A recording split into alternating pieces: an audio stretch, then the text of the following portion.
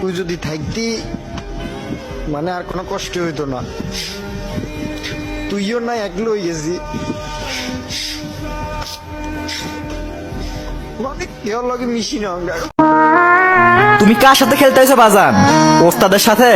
শিষ্য মনে হয় বুইলা গেছে ওস্তাদের মাই শেষ রাইতে। তোমারে পাইয়া গেলে আমার জীবন খানা ধ্বংস হয়ে যাইতো। এই বেটা ধ্বংস না ধন্য।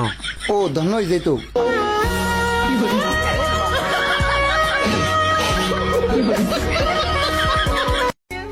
সুন্দর সুন্দর মায়া গো পিছনে আমরা ঘুরি না, কারণ ওরা তো আমগরে পাত্তাই দিব না।